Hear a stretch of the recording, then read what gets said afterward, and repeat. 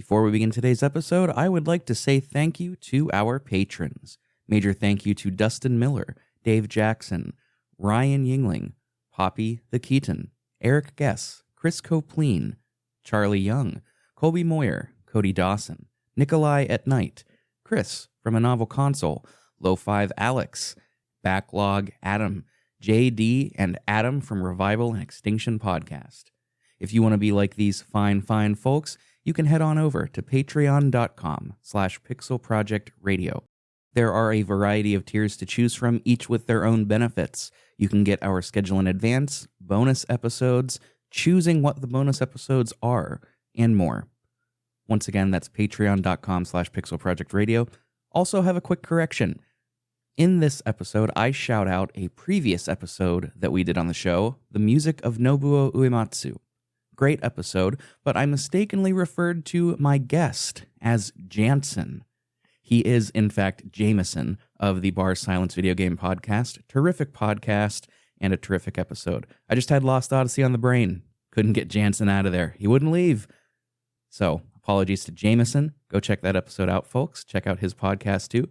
And in the meantime, let's wrap up the final installment on our mini-series of the Xbox 360 exclusive JRPG from Mistwalker Studios, Lost Odyssey.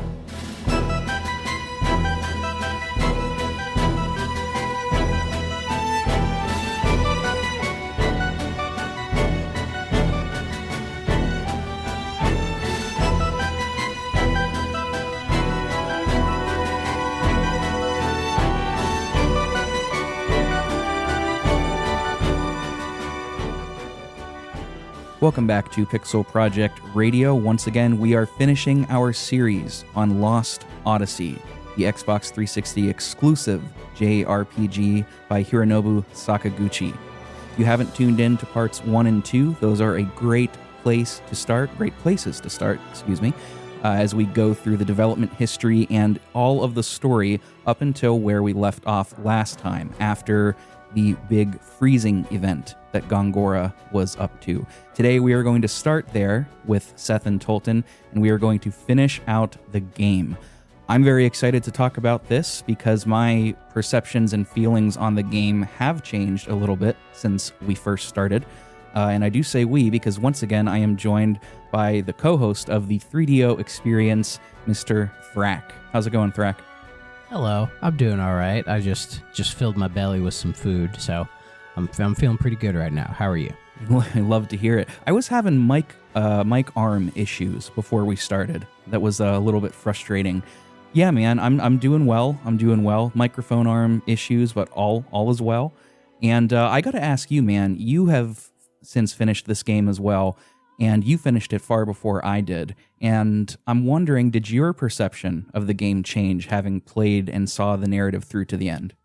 I still really enjoyed it overall. I think seeing the ending, it just kind of helped to put the lid on the story as a whole, if that makes any sense.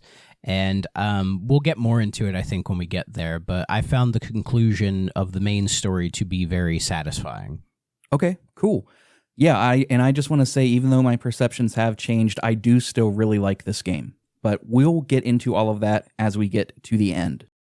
Today, we are picking up with Seth and Tolton. Last time, they got transported out of the train as it was freezing over from Gongora's attack, and that's where we're picking up today. They are teleported right out into the streets of Ura. Pretty quickly, we get accosted by the guards. Tolton is shocked that they're being so insolent towards him, the king. They, the guards, call him foolish. They're accusing him of impersonating their fallen ruler. Something is going on. We are arrested pretty quickly. At this point, I walk too far away from the guards and they initiate combat with me, which proves to be fatal because I cut them down without missing a beat. Yep, sounds about right. If you talk to NPCs around here, you can learn that Tolton is believed to be dead, which is what Gongora had announced previously to the populace, and that Gongora's coronation is going to be that evening, featuring the sacrifice of criminals, including the famed pirate Ced. This is where we're going to meet Ced for the first time.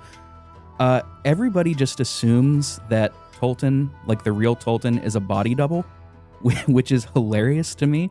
Occam's razor at its finest. You know, what's the simplest solution? Oh, it's obviously he's a body double.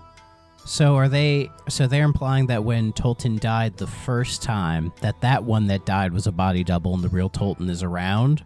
Or are they implying that the Tolton that they see is the fake? No, they're implying that the Tolton that is here with us, the real live Tolton, they're saying that he's just an imposter.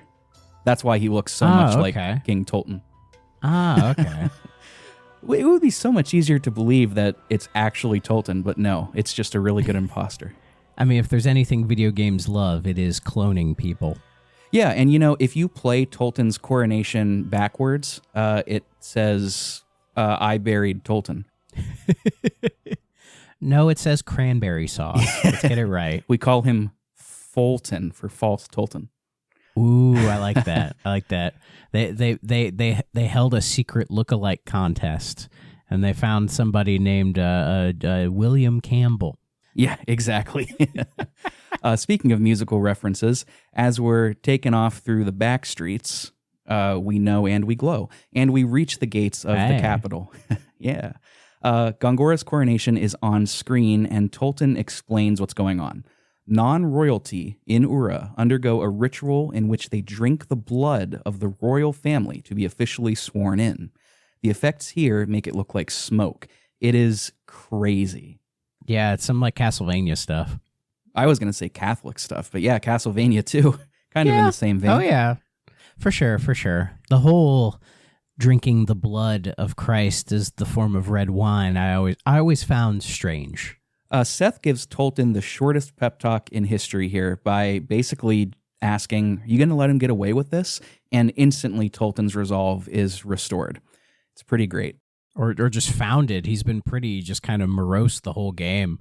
So to see him actually get some pep is kind of nice. The platform with the criminal sacrifices rises, and we narrowly escape the guards once Seth gasps out loud at seeing Ced. We get a brief cutscene here now with the general of the Goatsen army. We kind of learn who this is in retrospect, but it's pretty obvious during the cutscene. He's giving an address to his troops. He is going to attack Ura, and we see their vessels, this sort of underground digger drill type things, begin to mobilize. They believe, you know, they were stationed there by Tolton, and now that Tolton is believed to be dead, they are going to launch an attack on Gongora. It cuts back to Seth and Tolton. The two of them, plus the populace, look on helplessly as the guards douse the prisoners in oil and Gongora readies the fire. He says, I make this sacrifice to kindle the royal blood within me, and thus make it my blood. Straight up Catholic stuff. The earth begins to shake. Everyone present feels that something is wrong. As Gongora meets the eyes of Ced, the Goatsen army drills through the ground to the surface and begins their attack. This is how we can get into the amphitheater.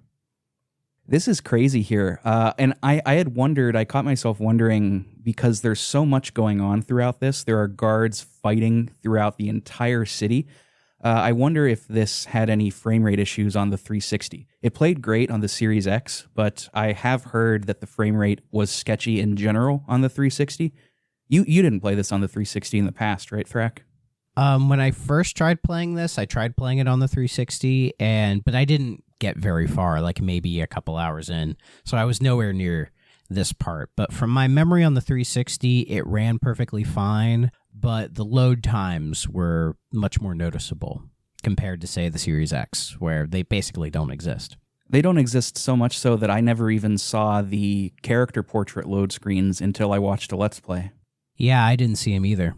In the city, total chaos is breaking out as the Goatsen and Uran armies fight. We get caught in the middle, and we get bumped into several random encounters where the opposing armies will fight each other before they fight you, which is pretty cool. Seth yells for Ced, who immediately runs over and recognizes her, and he screams, Ced! Mama! It's okay. It's okay. Mama? Yep, this is my boy. Huh? What? This scene frustrated the hell out of me, man.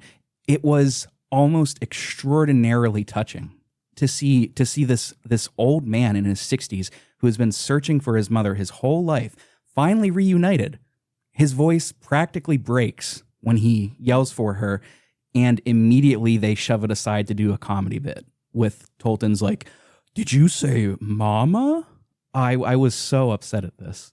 Is it is it the idea that they're doing it now as opposed to like waiting till all this has subsided so you can have like a safer environment to do a comedy bit?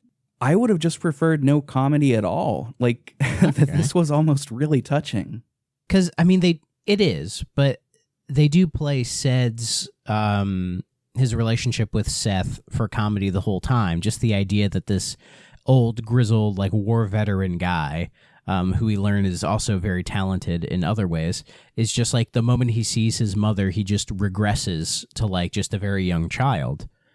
I mean, I think there's some reasons for that, and probably for some people, their love for their parents is almost a childlike thing that they don't really mature through, I guess. So they could be playing into that, but yeah, doing it in this kind of silly way, I can see it rubbing people the wrong way, absolutely. And there are points where it feels a little excessive, and doing it right here feels like the wrong time to do it. The initial time, yeah. Yeah. Gongora cannot believe what is going on. He orders his undead acolytes to teleport him to Grand Staff, where he orders them again to activate Grand Staff. Man has so many acolytes, I'm losing track.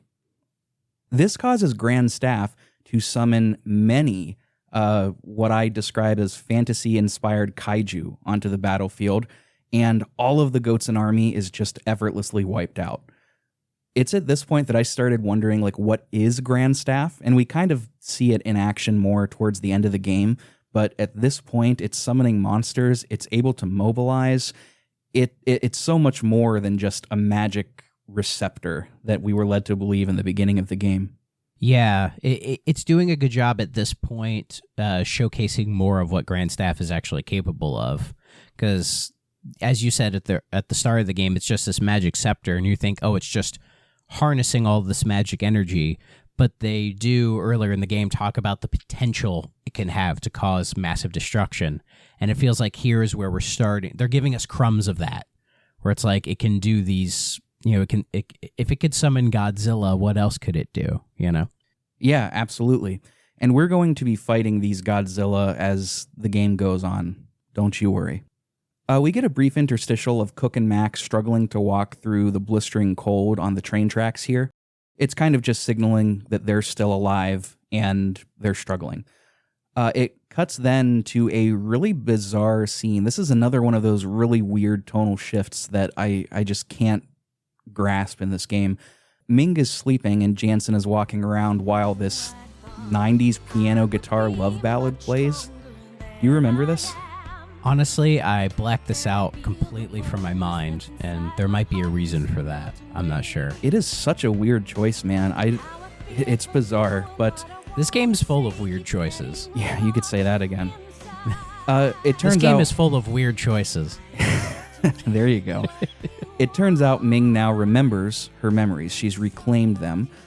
Somehow protecting Jansen on the train is what released them. She sealed them away herself by her own volition, but she now says that it's her duty to remember them. This scene ends as kind of a romantic and peaceful moment between the two before we get to see this flashback. At one point in time, Gongora kind of had Ming hostage in the Kingdom of Numara, while one of those very same fantasy kaijus are just rampaging among her people. He gives Ming two options. She can either seal her memories permanently, because she has the magic power to do that, or he will let the kaiju run amok and destroy her people. So reluctantly, of course, she chooses her people, and she seals her memories, and Gongora turns the kaiju to stone. This is the same giant stone kaiju that we saw earlier in a very, very, 45-second long brief cutscene when we're driving. I don't think it's the Nautilus. It's the one that we get before the Nautilus. The slant nose, I think it is. Yeah, I think so. It's at this point in time where I started asking, why does Gongora not want them to remember so badly? But again, in time, we get the answers to that. So we're back with Jansen and Ming now. They're setting off through Gotza, which has been frozen over, to find the rest of the crew. The townspeople here, if you talk to them, they're losing hope. They know that the city has been completely frozen over. They know that their king, King Mars, is dead. Merchants are still out there slinging coin, though, slinging their wares to make a buck. The grind never sleeps, baby.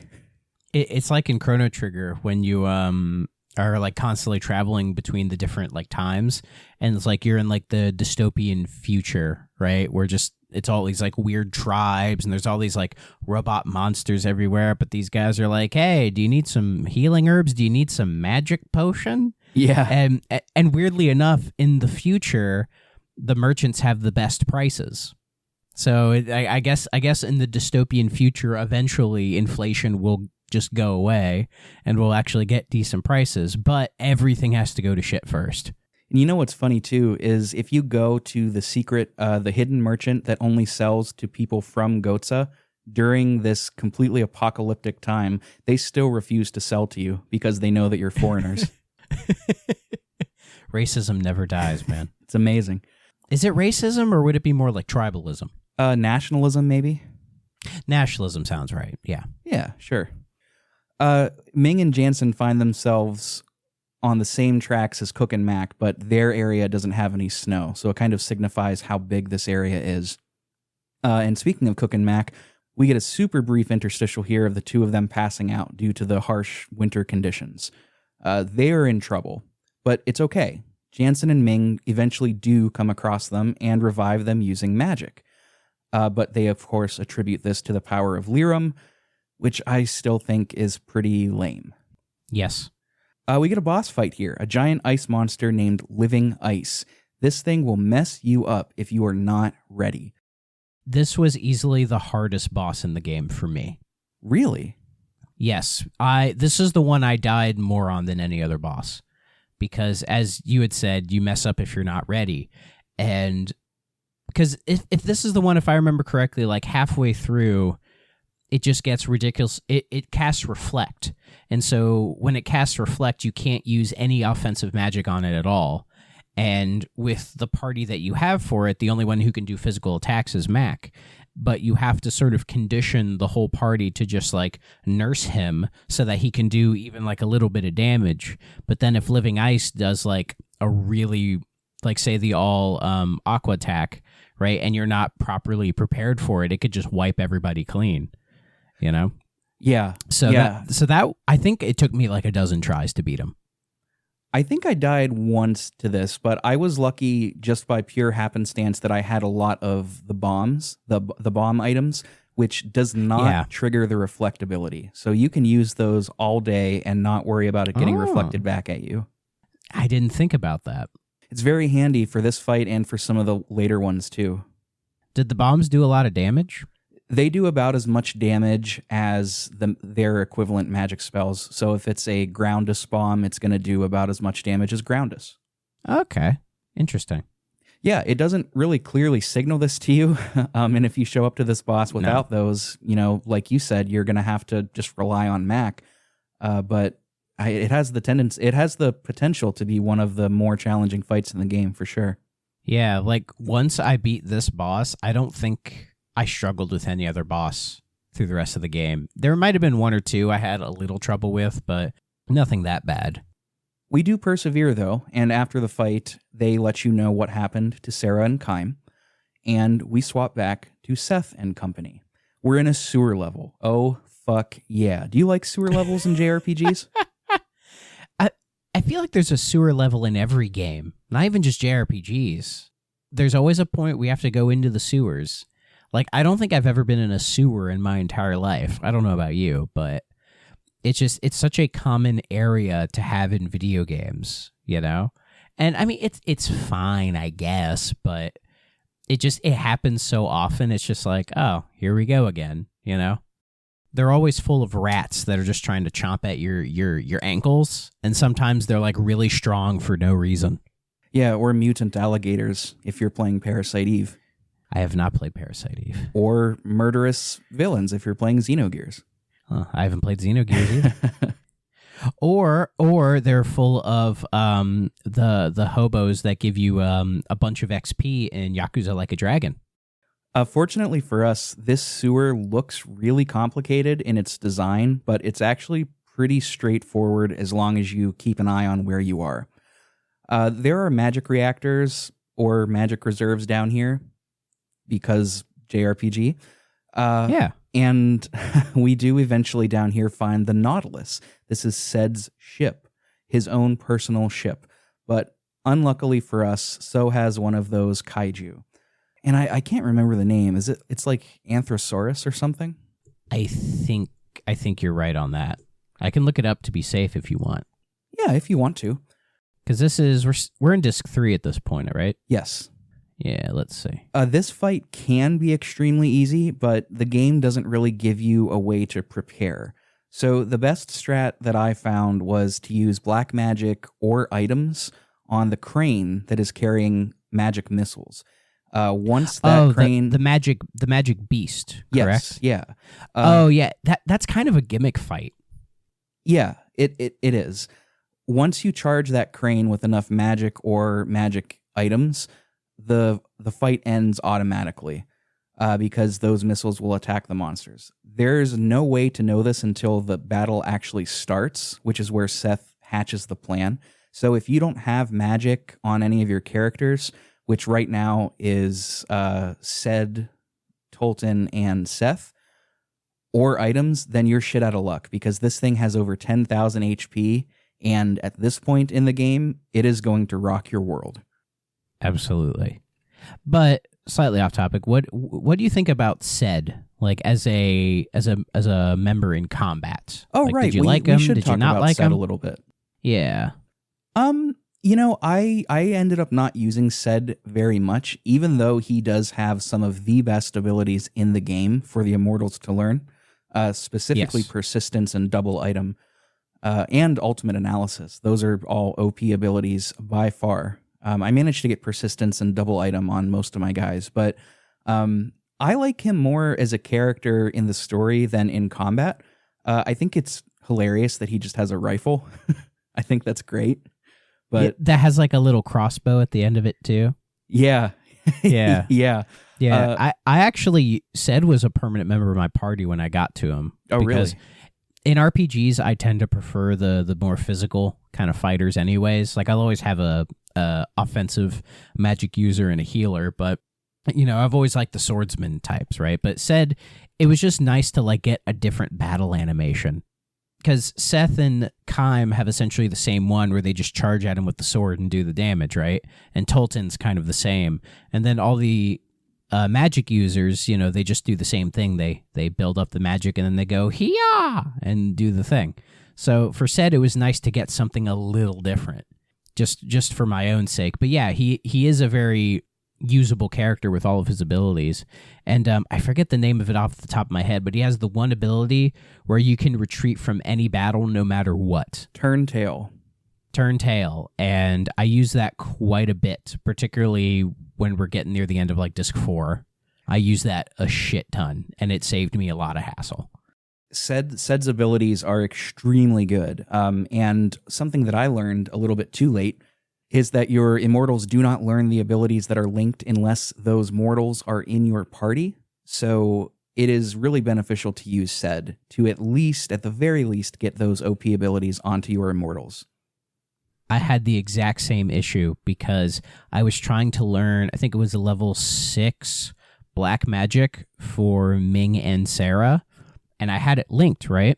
And I think I forget who they learn it from, but I was trying to get there, and then after a while, I was like, it's not going up at all. Like, what's the issue? And then it was grayed out. And I was like, why is that? And it's, as you had pointed out, because the specific mortal they were learning that from wasn't in my party. But by the time I figured that out, the one mortal they were learning it from was way too underleveled, and I wasn't going to add them to the party just for that sake. So, unfortunately, they were stuck with, I think it was like level 4 for the rest of the game, but didn't seem to provide too much of a problem. I do like that you have to make that concession to learn those skills. I think it adds some strategy to it. Yeah. This game does a lot of really interesting things, and sometimes it fumbles it, and sometimes it's a bullseye, but we're going to see more of that later, I think, especially with the story. It's a shame that people kind of downplay the combat in this game when they're like talking about it in retrospect, but I found the combat to be surprisingly, full of strategy, and it had more going on than just like a basic JRPG. There was a little bit more there. It wasn't like that different, but it had a little bit that was like, oh, that's different. So I appreciated it for that. Yeah, completely agreed.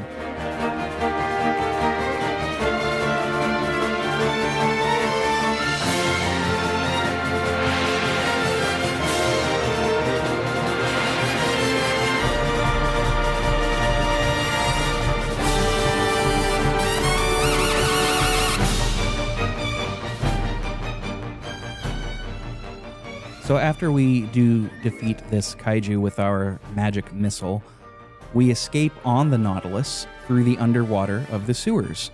This is an interesting little QTE section where the timing is really generous and the reticule for the QTEs takes up like a quarter of the screen. This dates the game really hard too. Yeah. Oh yeah. It 100% does. It's pretty easy, though, so you're probably not going to fail it. You either press a button or mash a button, but it turns out the Nautilus can fly, too, because when we get to the end of the sewer, after we dodge the rest of the sewer monsters, we get to a dead end and soar out into the sky to freedom. We get some more character building moments here. They are going to be razzing Tolton until the end of the game for being born with a silver spoon in his mouth. He gives a little speech here about how he wants to be more like Ced. Wasn't that fun, Your Majesty? I'm nobody's majesty. I'm just a man. And I finally discovered what kind of man I want to be. And what kind of man is that? A brave man. I want to be like you, Ced. Laughing in the face of danger. Yeah. It's not as easy as you thought, is it, Your Highness? Yeah, everyone wants to be brave. But if you really mean what you say, then you have to be more daring. Be more of a leader. Leader? That may be setting the bar a little too high, Ced. I go back and forth on how I feel about Tolton. He's got some good abilities. I liked using him in battle. As a character, I'm not really sure where I fall on him. Yeah, me either. And it's so weird how he almost like gets upset at the whole being born with a silver spoon in his mouth or whatever, when it's like but at the same time, he's been very just kind of like hiding in the background the whole time, like not taking any charge at all. And this feels like the most he's like taking charge maybe in his whole life, To his credit, he was gaslighted and manipulated by Gongora to such a heavy degree and is finding out all at once that everything he's known has been a lie. So his whole life is like crumbling around him. He's questioning everything. So I can totally see why he's pretty timid throughout a lot of these sections here. Do you think he's developing PTSD? I don't know if I would go that far, but I mean, he's certainly in some form of shock, I would assume. Yeah, that's fair. Maybe I'm going too far. But the whole him wanting to be like Ced, to me, that's just a grass is always greener kind of thing, where it's like, like somebody who's born into privilege, they see like more working class people and kind of fantasize about wanting to be like that, you know what I mean? But not really understanding the whole situation. Yeah, I could see that. We're moving forward. We're back with Jansen and company. They've made it to the Goatson refugee camp. This camp is situated above an underground hot spring, so it does provide some relief from the cold. It's still cold here, but it's livable. They've got some fires, they've got some tents. It's making the best of a bad situation. We're only passing through here, and as we do, a local drunk comes stumbling through as we're exiting, muttering about a crashed train, which immediately perks our ears up. He tells us where he saw it. Well, he slurs and yells at us where he saw it, and we go off to investigate, which leads us to the Burning Cave, an underground cave system full of bubbling geysers. Throughout here, you have to dodge these geysers because they'll actually pretty comically shoot you really high into the air and off track, kind of like we saw in the Snowy Mountain, but they also do damage to you. And it's at this point that I was wondering, why would sorcerers worry about getting burnt by water? Couldn't they just heal it with magic? Or could they just cast like a spell that makes them immune to that? Yeah, I mean, if Ming could save them from certain death from Gongora's freezing, certainly they can, put some sort of like preventative Band-Aid over their skin via magic to not get burnt by a little hot water. It's through the power of Lirum that anything is possible. Yeah, they should have just used the Lirum excuse. It's worked for everything so far. Yeah, tell her to stop taking her harp lesson up there and come down and help us. You're thinking of Ming, but I like the enthusiasm. This dungeon is really, really uneventful. There's really not much to say about it. At the end, we reach a frozen over room. A room that is frozen over would be a better way to say that. And Kaim and Sarah are actually trapped in ice, which I was kind of shocked to see. Ming, for a moment, says that she can't hear the pulse, and their pulse, I should say, and everybody starts to worry that they're dead. And for a moment, even us as audience members, we know that that's not going to be the case, but for a moment, for a brief moment, we wonder, is that the case? We don't have time to worry, though, because the Ice Fiend boss drops down, and it's time to fight. I thought this was extremely easy because I had a shitload of bombs as items, which made this boss a breeze.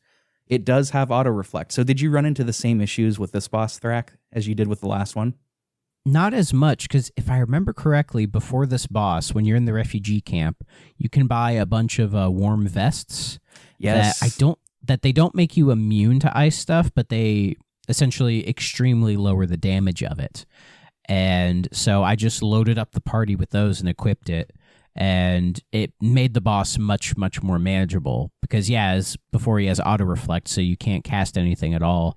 So all I did was just have Mac do, well, you would try power hits, but then you're always better off doing combo because even though combo doesn't do as much as power hit, you do it twice. And it usually equates to more damage overall. So I was essentially just doing that while having one of them heal him and then the other casting like buffs and things like that. So that's good. That's good to hear. It's two of these in a row, so it could potentially give you a really bad time if you don't prepare adequately. After the fight, the ice thaws and Kaim and Sarah fall out. Ming attempts to revive them, but guess where this is going? The kids do their call on Lirum thing and revive Kaim and Sarah. They are really milking this for all it's worth. Yeah, because I was just thinking about it. It's kind of weird that Ming and Jansen would have the power of Liam to revive Mac and Cook earlier when it's like they have no family connection to them at all. Like it makes sense when Kaim, Sarah, Mac, and Cook use it because of the connection, but them, it's like they're just people they just met. Liam never met these people. She may have saw them before she died, but that doesn't mean anything. This is a point that I'm going to make towards the end, but I think this game, the writers for this game prioritized making the player feel emotion above sensible story beats, I think, which is why I think we're getting so many of these. It was Lirum from Beyond the Grave, or various things we can't talk about right now for spoilers' sake. It's just they really want you to feel something first and foremost. You know what I mean? Yeah. It's that when you're in the moment, you're thinking more emotionally, and they want to tap into that. But we're past that now, so we can look at it more logically and be like, wait a minute, why is this connecting here? That's kind of weird, because we've already had the emotional experience. So it's easier to look back on it that way. And just to say it, if you're wondering about the music you're hearing, it is playing throughout this revival. It's kind of this corny guitar and piano feel-good music. It's, it's weird, but it's fine. It's nice. I like it. As luck would have it, wouldn't you know it, the Nautilus surfaces here, and everybody is reunited and introduced to Sed. They used the pendant that Seth returned to Ming to track them here, because, sure, why not? They catch everybody up on Ming's memories returning, Gongora betraying Tolton, and we get out of there and straight into Disc 4. Our next stop is the land of the Eastern Tribe to stock up on supplies and tweak the Nautilus. Now that we're in Disc 4, I gotta say, there are a lot of side quests and side content in this game, and I want to check with you, Thrak. Do you feel that the side quests and side content do you think they're signaled well? Do you think the players are signaled to and incentivized to take on these side quests? Because I kind of don't feel like that's the case. I don't feel like they were telegraphed very well. I'll be honest, for a good chunk of this game, I didn't know there were side quests. Okay, so I'm not alone. Because the game is so focused on its main story that unless you talk to everybody and like scour every square inch of every like town that you're in, you probably wouldn't know. Because by this point in Disc 4, once we're on the Nautilus, I think that's when the text box comes up that says, hey, now you can like explore around and do things. Because the first 3 discs are very limited in where you can go. And it's by Disc 4 that just about everything opens up. So it's like any side quest you hadn't done, if you want to go level grind now, which I definitely think you should do, that kind of stuff, it's like now's your opportunity to do that. But as you had said, the game doesn't really it doesn't incentivize you doing any of the side content because they hardly draw any attention to it. And a lot of the side content, because I did some of it, but a lot of it was very just kind of simple things. Somebody saying like, oh, I want this thing, or can you do this little, like, and you get good items when you do it. In fact, there was one piece of side content I did that got me an item that helped me get one of the elemental immunities, like one of the items for that. So it was definitely worth doing, especially for the end game. But yeah, they don't do a good job making the side content worth your time. Like, the only reason you would know to do it these days is if you just looked it up. Like, if you looked at a walkthrough and they're like, okay, at this point, go do these things because they're going to help you when you go to the final area of the game. One of the things that, it feels a little dirty to compare this to Final Fantasy in a way, but like especially the older Final Fantasies, one of the things that they do really well is you'll talk to an NPC and they'll say something like, I've heard a rumor about X, Y, and Z. And that signifies to you as the player that there's a potential side quest or side content, and it could be just a fetch quest or it could sprawl into a whole ordeal. And I love when games do that. I'm a huge fan of world building. I talk to everybody. I talk to everyone. And for the most part in Lost Odyssey, all of these NPCs, they've got flavor text and it builds up the world, and I like that, but they don't really emphasize or incentivize or telegraph any side quests or side content. They talk about the state of the world. They talk about feeling discouraged about Gotza freezing over. They, mention that they're glad that the curse has been lifted off of Saman. It's great world building, but it doesn't tell me anything about side content. It feels like it's motivating you to keep doing the main quest as opposed to having you go like to sidetrack you or something, Yeah. And I think here, as we're leaving on the Nautilus, Ming mentions something about stopping back in maybe Gotza or maybe Numara. She mentioned stopping somewhere, and I think that does start a side quest where you can maybe fight an optional boss and get some equipment. But it's like, I don't know, man. I just don't feel like this game telegraphed those very well, and that's a bit of a bummer. I don't like to look at guides more than I have to, and what I definitely don't want to do is type in Lost Odyssey, all side quests, and go off like a checklist, That's, I'll do it, but it's not fun to me. Yeah, I agree with that. And the only side quests I ended up doing were to sort of benefit myself for the end game, essentially. Because I tried to do the whole talk to everybody, but then I get to a point, I almost, near the end of a game, especially a long one like this, I tunnel vision a bit. And I'm like, all right, let's just get to the end. But yeah, they don't motivate you very much to do the side content that there is. But it feels like there isn't that much anyways. So outside of getting the essential items or, abilities that you need, it's kind of pointless, really. It is really useful for leveling, though. It'll make the end game much easier. Oh yeah, yeah. I mean, this is a JRPG, so there's gonna be a point where you just say, "Hey, go grind, kid." Here we get a bit of a flashback. I think we get a flashback here of Ming's memories where Gongora betrays the full team. And at this point in the game, it doesn't make a lot of sense. It's all of them standing in the Tower of Mirrors. We're going to become very familiar with that here in a little bit. The team has already lost their memories, and Gongora tells them that he's planning to stay here. Kaim says, They won't allow it. Don't you feel the light? Oh, I feel it. Time has begun to flow again. 1,000 years was a long time. And yet, those 1,000 years were very important.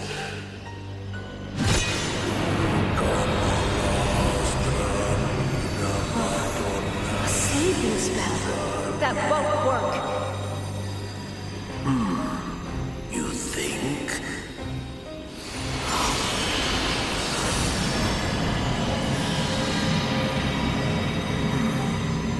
You don't understand. As long as we and these mirrors remain here, magic energy will increase in this world. This place shall soon be replete with that magic, and we will be able to access power stronger than any ever known. he puts the team to sleep to accomplish gaining his power. This is a problem. Do I want to bring up this point now? I'll start it now. This is a problem that I have with the story. Realistic motivations are lost at this point. Gongora is seeking power to become a powerful villain. He is a bad guy for the sake of being a bad guy. There's more to his motivation, and I'm not going to go off on the tangent about this because, Thrak, I think you feel the same way. We could save that for when we get toward the end. But man, does it frustrate me. That's all I'm going to say for the time being. It feels like at this late in the game, we shouldn't still have this kind of intrigue into the villain's motivations. Like, this is the time to start explaining it, maybe a little bit. You don't have to give the whole game away yet. But yeah, they're not doing a great job explaining Gongora's motivations yet. And it's like, we're on disc 4. Like, as far as we know, he's just evil to be evil. Exactly. And the thing is that this story playing out via the character's motivations versus the story playing out as an archetypical flowchart to elicit emotion in the player, those are very different realizations of the narrative. And they chose the latter. It works sometimes, but by and large, it frustrated me more often than not. But I don't want to sit on this too much until we get there. We will get there, though, I promise, listeners. Thank you for sticking around. Let's get back to the Eastern Tribe. We're going back to their ruins here. We've come to retrieve some sort of MacGuffin. It's a magic-powered stone that Seth and Ced have both used before, and it's going to power up the Nautilus. This is explained by Sarah, but it's largely just fantasy babble. You know how sometimes you get tech babble in games like in Xenosaga? Here it's just fantasy babble. It doesn't mean a whole lot. I also made the note here, it's a shame that the writing is taking this turn, and I'm still let down by that, even to this day. Yeah, the writing does lose a little bit of consistency at this point, which is a shame, I think, because it was, in my opinion, doing a much better job earlier in the game. God, the first disc is so good. Anyway, this dungeon is not too bad. It's pretty straightforward. The enemies aren't too crazy. There are some enemies where if you kill one and leave the other, they'll try to petrify your whole party. I think it's petrify, but other than that, not a huge deal. We come, we go through, we conquer, we find what we're looking for, the magic-powered stone. But of course, we're not taking it without a fight because this is a video game. The Ancient Fiend boss appears here. Now, Thrak, I remember a while back, I think either shortly before or after we recorded episode 2, you told me to watch out for this guy. Would you believe it if I told you that I found this fight to be really easy? So you didn't employ any weird strategy at all? At this point, I had done some grinding just to boost my stats a little bit, so I was fairly prepared. The way this boss works is the Ancient Fiend itself is in the back row, and in the front row there are 2 keystones. They both have a lot of HP. One of them lets Ancient Fiend counter physical attacks with physical attacks, the other magic with magic. The pro strat here is to take out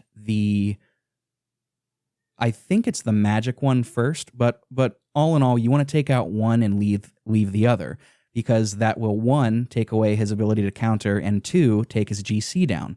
What you don't want to do is take them both down, because they have a lot of HP, so you're going to spend a lot of time. And once both of them are gone, he starts taking extra turns. He'll go twice in a row, and typically he'll do something like Mindus on himself to boost his power, and then cast All Fear to your whole party. It's not a good time. You do not want to do that.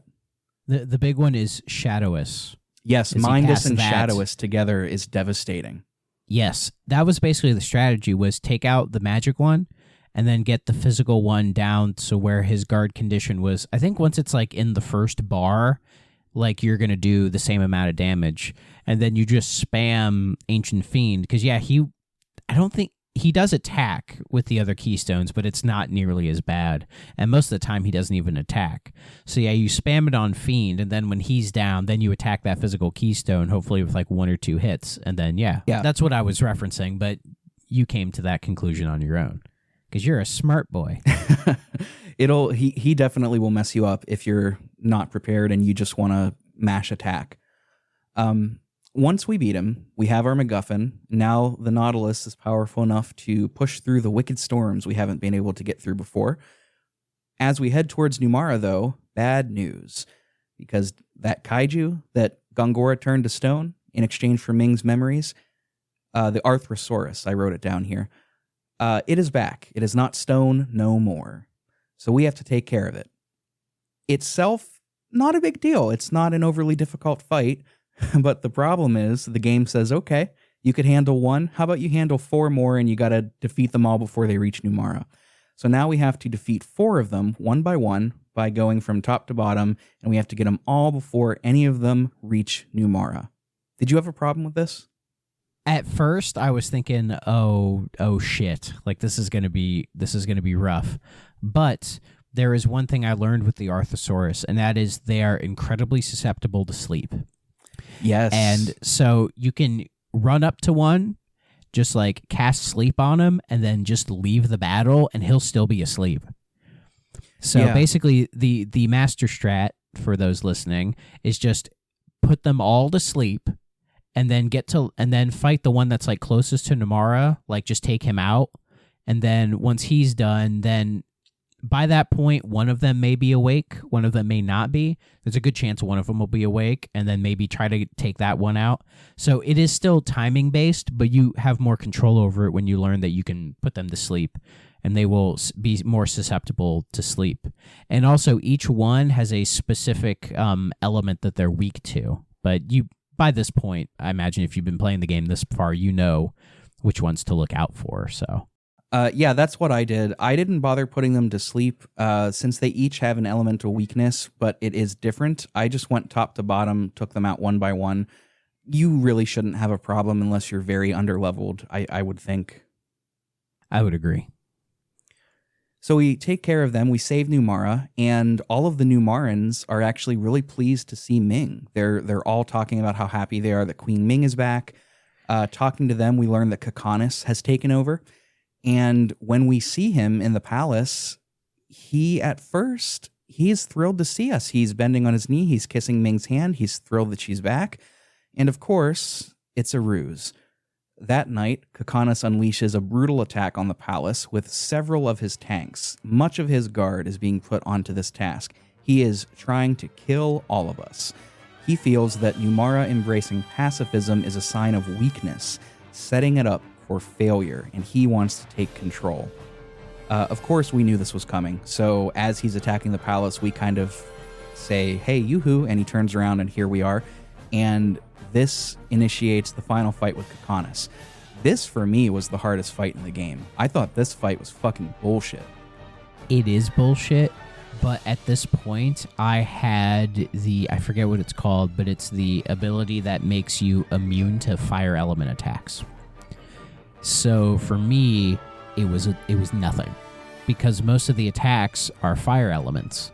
So if you have that if you have that immunity, they just don't do any damage, except for when it charges right into you. It still does damage. So for me, it was just very slow because my party wasn't doing a huge amount of damage, but they weren't taking any damage either. So I don't remember exactly what levels I was for this fight. I want to say when I beat the 4 Arthosauruses, I was like high 30s, and to beat Kakanis, I actually had to go and grind up 10 full levels to stand a chance.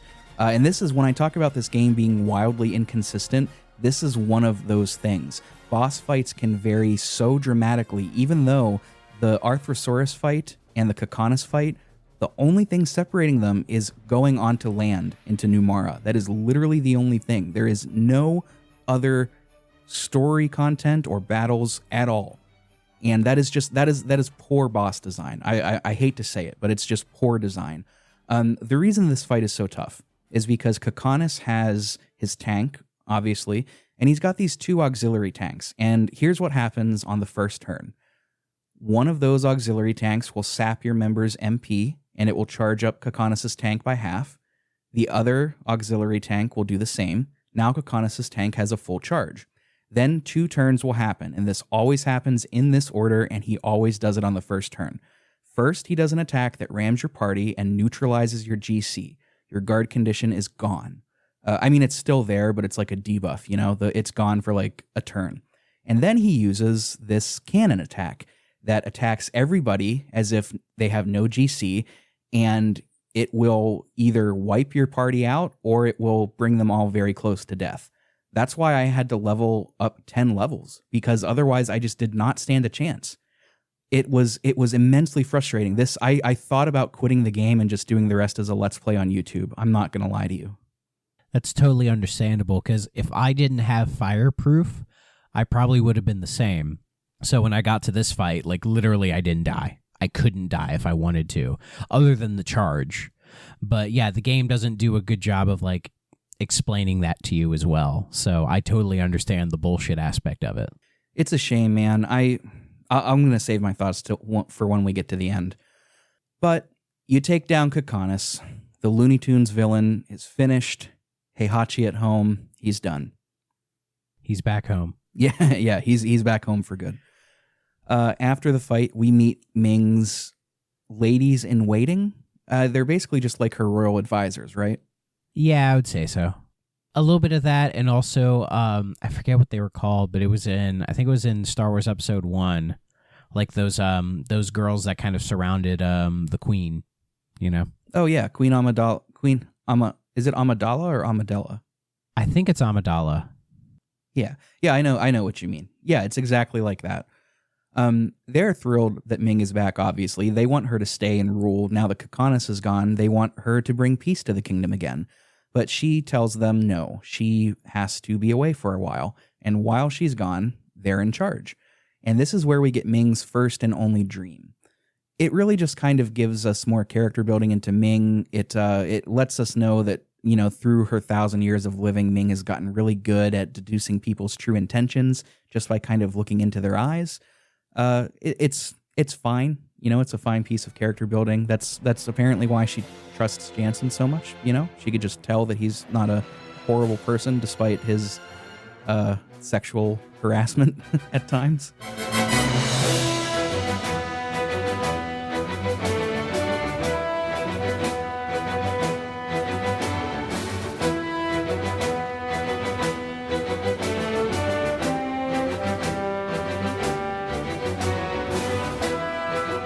So we speculate the Gongora and Grand Staff have probably gone back to the Sea of Baus, where they were originally drawing magic energy.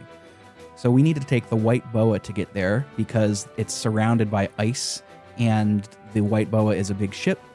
It's not going to Titanic. It's going to break right through the icebergs, and it's going to get us to Grand Staff.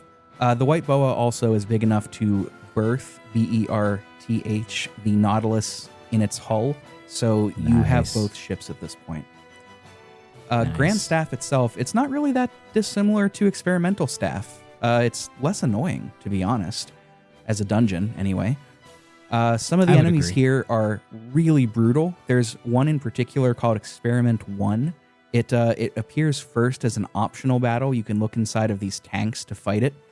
Not worth it, because 1, they're brutally difficult, and you can't run away from them. And 2, they don't really give you that much EXP if you're leveled up properly. It's just not worth it. They become regular random encounters once you get to the top of Grandstaff, which is really annoying, but you can run from them at that point. Yeah, I completely avoided the experiments the first time because I tried fighting one of them and I was not leveled up enough to fight them, and they completely just destroyed my party. So it's like, I'm just going to go past them because, as you said, only you can trigger them. So if you just leave them alone, they won't mess with you. They don't even have good drops. What do they even drop? I just got common loot. I didn't even get anything special. I beat worth 1. it. That's it. Okay. Yeah, not worth it. Not at all. Once we get high enough, we run into Gungora's nefarious sages. These are the 6 sages that were with Gongora before. We killed one of them back in Disc 3. And this is actually a pretty cool trick, because we're about to fight them. And depending on which one you had Gongora try to kill last, whenever he was testing their loyalty, that sage will be gone. So this battle can actually be different depending on who you killed back in Disc 3. I think that's a really cool touch, to be honest. But anywho's, they tell you that Gongora is on his way to becoming a god, and they're not going to let us interfere. Kaim has a brilliant line here, and he says, "Become a god, that's a load of crap." Awesome. Couldn't say shit. The sages cut Grandstaff in 2, or at least that's what it looks like here. The top part flies off into the sky while the bottom begins to crash into the ocean. Luckily, the white boa is right there, so as our gang is about to fall off into the sea, we jump onto the white boa, but the sages follow, and a fight ensues. This fight is extremely easy if you know the gimmick. Do you want to explain it? Yeah, so the gimmick here is that they're all mages, right? They're all weak to a specific type of element. So if you have all mages in your party, you can figure out which one that they're immune to and just kind of knock them down like dominoes, essentially. And I had no issue with them except for one of them, because one of them is weak to... Was it the black one? The status ailments? I believe so. That was like the one that kept messing with me, because all the others I took out no problem. Do you want to hear a really easy trick for that guy? What is it? You cast, I don't remember exactly what the spell is called, but I think it's Stone, where it puts them in a state of gradual petrification, and in 3 turns they get petrified. You do that, and in 3 turns he's gone. Oh, I didn't think to do that. Yeah, it's super, because I was stressing because I didn't have a spell that immediately petrified enemies, but then I saw I had that one, so I gave it a try, and boom, 3 turns of just defending, and he is gone. Nice, because when I had to do the battle, I think it was twice, or it might have been 3 times, because the first time I just casted the full magic, do magic to everybody kind of thing. And it worked a little bit, but by the end of it, there was 2 or 3 of them, and they were just wiping me out completely. So I was like, let me see what I'm doing wrong. And I refined my strategy. And yeah, either in 1 or 2 turns, I finished them out. Because by this point, some of my other mages were more weak. Because I had my party of Kaim, Seth, Ming, Sarah, and Sed, and I just kind of stuck with them. So whenever I had to, say for this one, swap them out for Cook or whatever, it was like, oh boy, because they're so weak. But I managed to be just fine. Speaking of Cook, we are going to chase Gongora, who is in the top half of Grandstaff that kind of flew away. And as we're leaving, Cook points out that there is a totem of magic energy that is bubbling up from the sea. This explanation is just so bizarre to me. I think at this point they're just moving the story along to move it along. Ming explains that magic energy is boiling up from the sea and the stars. The mirrors in the tower are behind the stars, and it seems like Gongora wants to destroy the mirrors. So that's what's going on here. Gongora, at this point, they're just making Gongora into Gongora bad, destroy bad guy. That's all it is. The writing is all over the place here. It's really frustrating. We're going to get into it and complain about it more, I'm sure. Yeah, we will. The Nautilus is needed here, not the white boa, because we can now jump. This is a pretty cool scene as we're like jumping in the Nautilus to go through the small and narrow crevices of these canyons to get up to Grand Staff. And when we jump up into Grand Staff, the Nautilus just crashes directly into the side of it. And that's how we get inside. It's pretty funny. That part was awesome. It's very cool, yeah. Yeah. This upper level of Grand Staff has a much more noticeable difficulty level. It's much higher. Like I said before, in Experiment 1 is going to be a random encounter enemy up here. He can mess you up if you're not prepared.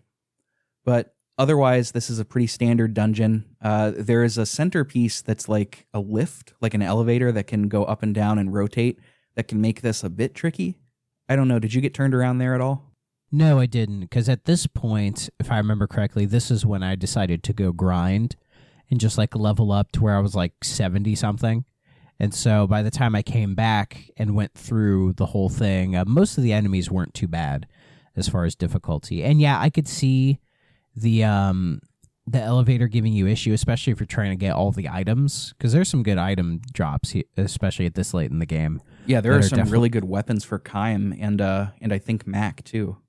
Yeah, so I was trying my best to get everything that I could, and yeah, it's a bit confusing, but it's not too bad, because all you have is like rise, lower, and then rotate left and right. So if you experiment with it, you can kind of like figure out where you need to go. And the map in the upper right corner, it is kind of like a hint, because you can rise and be like, oh, if I rotate this, then these parts will connect here, and then I can go there and get the thing. So it's not too bad as far as like being confusing, but I could see it messing you up if you're not 100% certain. Yeah, it's overall, it's not too bad.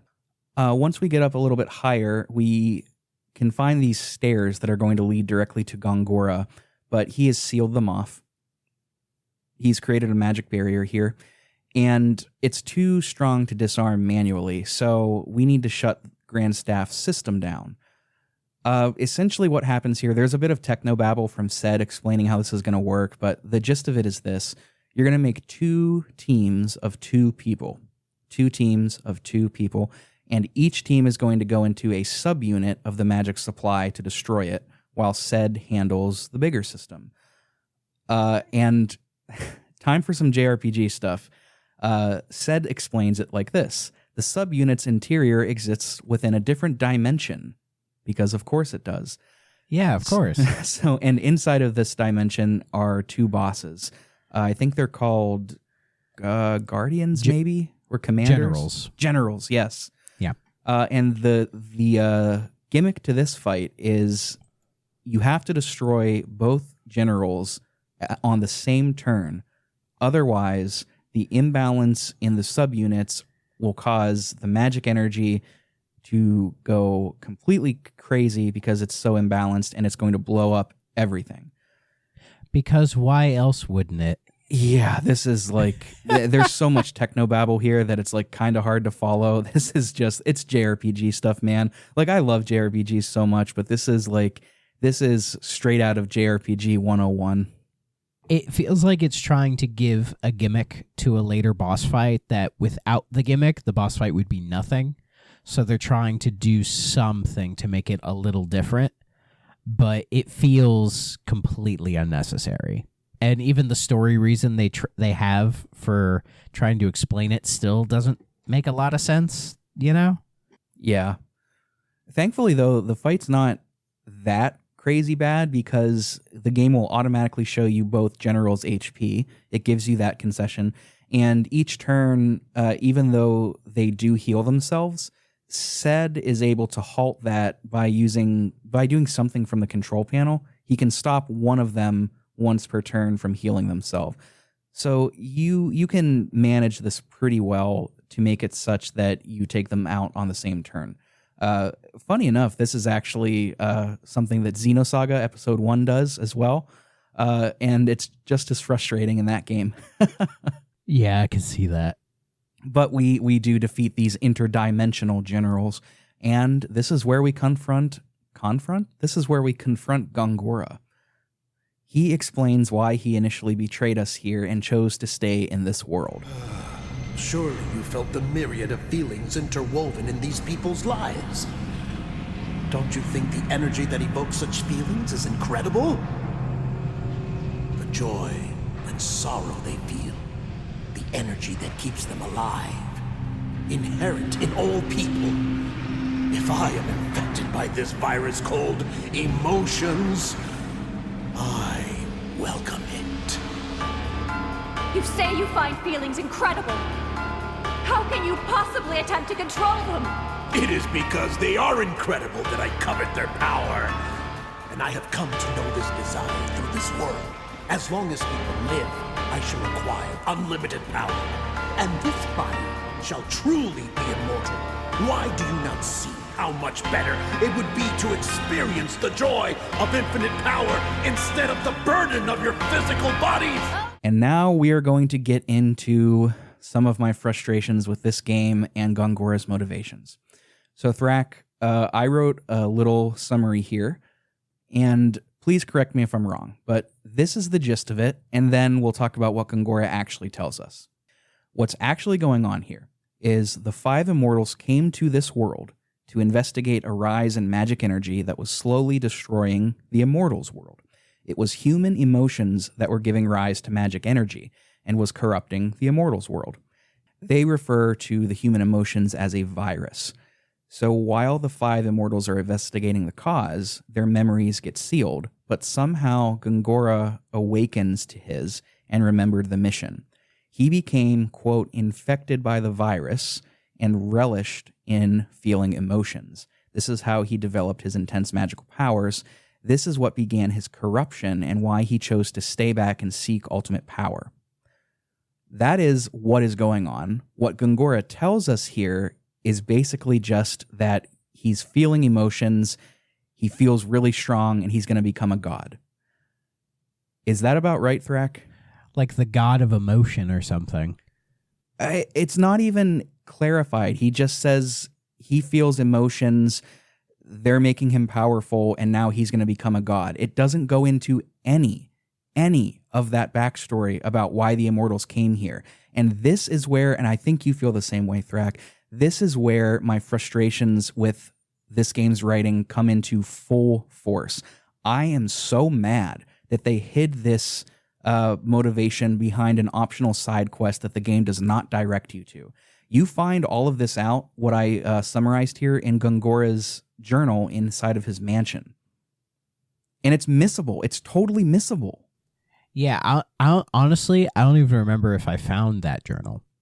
It's you don't have to find it. Anytime you're in Gongora's mansion for the story, it's not there. At least I'm pretty sure it's not, because that would be the very, very beginning of the game, you know? Yeah. And I think back to like Final Fantasy VI. You've played FF6, right, Thrak? A long time ago. So with Final Fantasy VI, think about Cyan. You and I'm going to do some very brief spoilers for Final Fantasy VI, so if you don't want to hear this, skip forward just a little bit. With Cyan, you see Kefka poison Cyan's wife and son. You see it happen. Wife and kid, I can't remember if it's a boy or girl. You see it happen, and that is the impetus that brings Cyan onto your quest. You don't have to do his optional side quest, but it builds out his character more. But his core motivation is still there. The story gives it to you. In Lost Odyssey, it hides Gongora's motivation entirely behind an optional piece of media, an optional journal that you, again, aren't telegraphed to find. And what that does is it takes Gongora's motivation from being understandable and sensible and turns it into what we actually get from the plot, which is, I'm a bad guy, I'm just seeking ultimate power because I want to become a god. And that makes me so mad, because that's bad writing. That is bad writing to make a villain bad for the sake of being bad, unless you're doing a story that is like not overly focused on the plot. But that is not the case with Lost Odyssey. It is making this villain completely unbelievable when the true motivation that is hidden is so much better and well crafted. I mean, the idea that human emotions are a virus that are affecting another world, and for somebody to somebody alien to come here and get infected by human emotion, that is a really cool premise. And they just hide it. It's so frustrating. And the whole, like, you know, villain bad because villain bad, it can work in very specific contexts, but this game isn't really one of those, because this game does tout the fact that it's trying to do something different with the story. And in some cases it is. But I do agree with you, and that's like, as far as you know, Gongora, he's like this kind of sneaky behind-the-scenes kind of guy at the start, and you're like, what's his deal? And then he kind of turns into the villain, and once you find out he's the villain, it's just, oh, well, he's just the villain now. You know, like all ambiguity is gone. And then whenever there's any confrontation about it, he just laughs at you and he's like, I'm gonna be the most powerful being in this universe or whatever, right? And it just kind of turns into a trope when it doesn't start as that. You know what I mean? Like, there's much more to him when you first see him, or at least for me, I was like, he's an interesting character. But by this point, I'm like, oh, he's just the bad guy, so we just have to take him out. Exactly. And it's a shame he doesn't have that, like, I was waiting for like that big villain speech where he explains everything, and he doesn't even get that. And you know, as much as I don't like that kind of thing, like dumping everything onto the floor to explain to the player the motivations, you know, that feels lazy to me a lot of the time. At least it would have clarified things. Here, we don't even get that. We just, like you said, Thrak, we get a trope. We get a villain trope. And I hate to use the word lazy, because this team is full of masters at what they do, but it just feels so lazy. This game to me is the pinnacle of it. You know, it's funny that you brought up episode 1 of Star Wars, Thrak, because the prequels, to me, I love the prequels of Star Wars. I'm going to just get that out there. I hope that doesn't make you, listener, lose faith in me. But the prequels to me are characterized by having so much potential and squandering it. And that is what Lost Odyssey is to me. I really like this game, but they had a 10 out of 10 and they just dropped the ball one too many times. And it ends up being less than that. And that's what's frustrating. It's like, I wanted to love this. I wanted to adore this game, but they just got in their own way. It's a lot of setup for a payoff, at least for the villain, in my opinion, the payoff that isn't really there. Yeah, it's not there and it's not earned. Yeah, and if they maybe directed us to this Gongora's journal, or maybe tried to do something different in the writing with, you know, maybe explaining his character more and maybe turning him almost into a sympathetic villain. You know, with the summary you gave me, it almost seems like they wanted to go in that route, but maybe they were too afraid to go in that route. You know, that it's like they wanted to step outside their comfort zone, but they were too afraid to really do it. And it's like, by this point, it's like, oh, we're just back to business as normal. Like, bad guy bad, take out bad guy, day saved, everything's great now. And that's effective if you don't think about it, right? Because, I mean, to this game's credit, even though some of these scenes I don't feel are written in a way that supports the grand schematics of the thematic material, they're still effective, right? They still make you feel things. And that's ultimately what Final Fantasy has always been really good at. They're good at making you feel things. And if you don't think about it, that's fine. It works. But, like, you know, you and I mean, we're smarter than the average house cat, right? We're smarter than the average bear. We're a couple of smart guys. We're intelligent guys. We're good-looking guys. We're some normal guys. We're some groovy guys. We're some down-to-earth guys. You know what I mean? You're roping me into this. I'm not sure. This applies to you. I don't know if it applies to me. All I'm saying is that I think they got in their own way, man. And it's like you said, it just turns it into a bad guy bad, stop bad guy because bad guy bad. And it sucks. Because I'm a big fan of Dragon Quest, right? And Sure. most of the Dragon Quest games are that. Bad guy bad, take out bad guy. But those games, you go into them going, oh yeah, they are simple. You know, there isn't too much nuance. They're not, you know, you go into a Dragon Quest game expecting that, and it works out just fine. And then you'll get games like, say, the Dragon Quest V that have some subversion of the plot in certain aspects of it, but they But when they stray, it's in a way that's effective because it's like, oh, you're doing something slightly different, but it still remains focused in what it wants to do, which is just tell a very simple fantasy story. And there is a place for that. And I don't think we're trying to imply that, that doesn't work. But it feels like Lost Odyssey wants to be more. But as you said, they can't get out of their own way so that it isn't more. Yeah.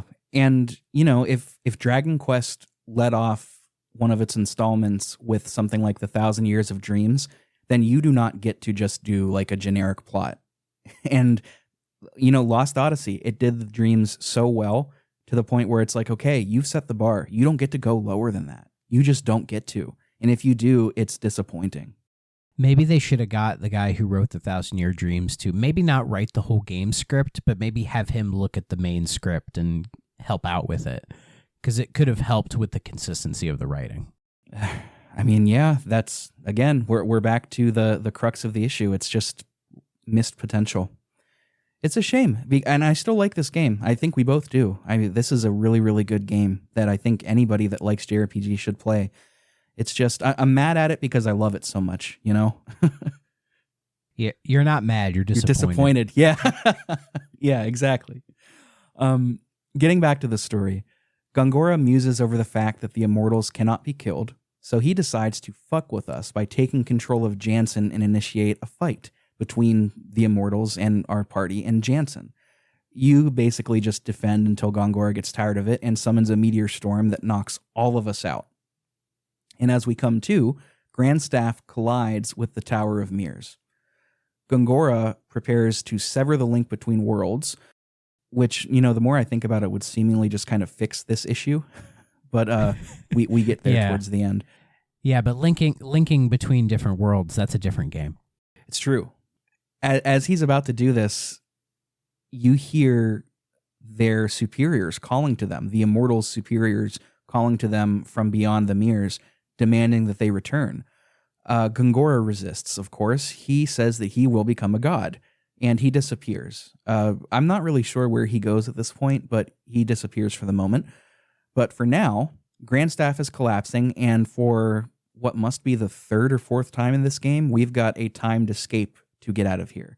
8 minutes. We've got 8 minutes to get out of Grandstaff. Man, did the Metroid people influence this game? What's up with all these timed escapes, man? Are there a lot of timed escapes in Metroid? That's actually it's a common trope in Metroid where it started with Super Metroid, and that's when you beat the final boss. It's like, oh, you got to get out of the whole thing now. I assume you haven't played that Metroid. No, not really. But Super Metroid, basically at the end, when you beat the final boss, a countdown timer hits, and you're like, oh shit, I got to get out of here, because the whole thing is like exploding around you. But in Metroid, it's much more effective.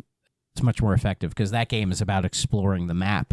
So by that time, you have a good understanding of the game world and where you are and can find the efficient ways to get out. Interesting. Yeah, I guess that's exactly what this game is doing. It doesn't work the same here because here it's just doing it just to do it, I guess. Like it's trying to have some emotional weight and tension to it, but it just comes in weird spots and it just feels out of place. We make it back to the Nautilus, which is still stuck in the walls from crashing into it, of Grandstaff. We get in, and it falls out as Grandstaff collapses. Kaim lays down the law here, saying that immortals do not belong in this world. And honestly, he's right. The whole thematic thread, the nucleus of the theme of the dreams, support what Kaim is saying here, that immortality is a burden. More on that in a little bit. Everybody resists him, of course, because friendship is important. Look at what we've learned. Look at who we've met. We have loved ones here, etc., etc. So, at any rate, it's time to go take down Gongora in the Tower of Mirrors. It's so weird they do the whole, like, friendship is important and look at all these loved ones, when, as you said, in the dreams, it talks about how many loved ones they've had over the years. Oh, yeah, buddy. Let's put a pin in that till we get to the ending. You know exactly where that's going. I think I do. Oh, you do. We find Gongora. It is the same arena that we saw in the flashbacks where he originally stole our memories. He's opened a portal into the immortal world that's spilling out light. This light is causing time to flow normally, quote unquote, normally to the immortals, which functionally makes them no longer immortal. I don't remember if it's explicitly said here for the first time, or if we learned this earlier, but 1 year in the immortal world is equal to 1,000 years in the mortal world. So that's where the 1,000 years of dreams comes from. That is 1 year for the immortals. But now that this light is shining through that Gongora has summoned, it is effectively making the immortals age as they normally would. It is also burning and destroying the mortals if they touch it. So they have to kind of scurry away out of this light, which for right now doesn't really matter, because in the fight that is about to occur with the luminous magic beast, the mortals can fight there. So whatever. Gongora also clarifies here that his plan is to eliminate Ming and us and take over Numara, because then he can become a god. Because that's what he is at this point. He's just a bad guy. But like I mentioned, this brings us to the penultimate battle with the Luminous Magic Beast. What did you think of this fight, Thrak? Well, the boss music's really good. And honestly, I did not find the boss difficult. And that's because by this point, I had gone out of my way to level grind and try to get every elemental proof skill that I could have and make my party immune to like every elemental attack, every status effect that I possibly could. You know, I tried to OP them out because I had a feeling it was going to come into play here. And it does, but it made the boss kind of more easy for me in that regard. And if I remember this boss, you still have the mortals with you, right? The mortals that you have? Yeah, even though the light canonically is burning them, they can still fight here for some reason. Yeah, that part was weird. But overall, I thought it was okay. It didn't feel like a penultimate boss fight. It just felt like a normal boss fight for me, but it wasn't bad or anything. What makes this kind of tough is this boss can absorb all magic for almost all of the battle, and also uses all elemental spells, so all Flareus, all Groundus, things like that. So it can be pretty tough, especially if you really rely on your mages a lot, but after it uses one of its attacks, it kind of has a cooldown period where you can hit it with magic, so it's doable, if not a bit long of a fight, because its HP is so high. That's true. It does have ridiculously high HP. You had mentioned the boss music. I actually like the final boss music that we're getting into right now with Gongora. This is the music that we hear at the very beginning of the game with the chanting.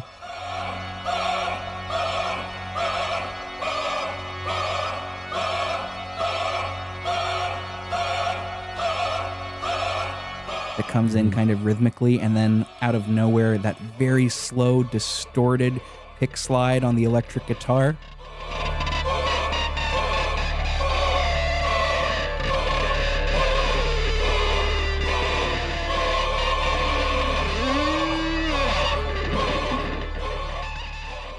And then transitions into the most badass, like Liquid Tension Experiment Dream Theater riff that we hear in this whole game.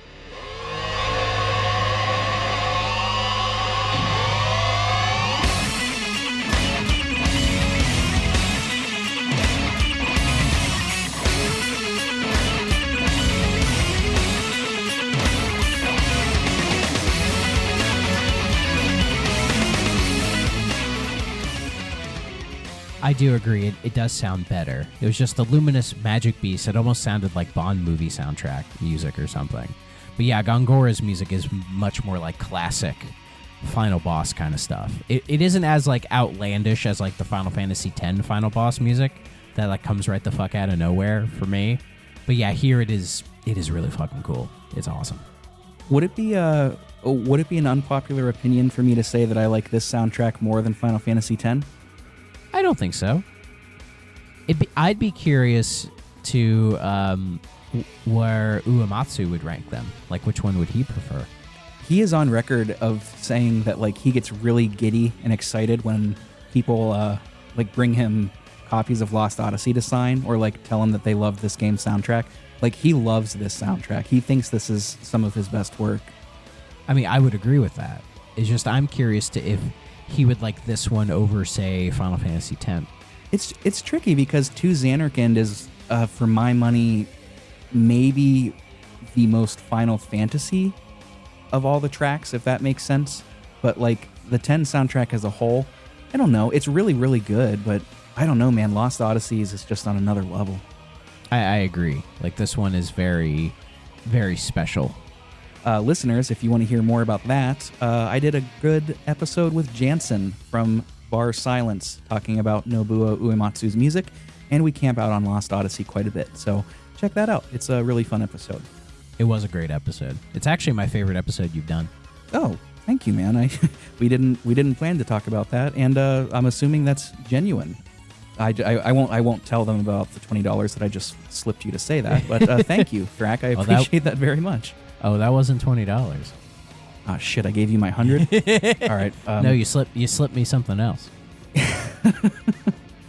Yeah, it's one of those gas station boner pills. They work every time. The label says Rhino. Anyway, so since we said gas station boner pills, that can only mean that we're about to fight Gongora. He is transformed into his god form here, and it's actually a pretty cool design. It's not too over the top. He's just covered head to toe in black armor and has 4 arms now. Is it just me, or does he look like a random like a mini boss in like a Dark Souls game, or is that just me? I have never made it past a half hour in any of the 3 Dark Souls games because they just don't do it for me. So I don't know.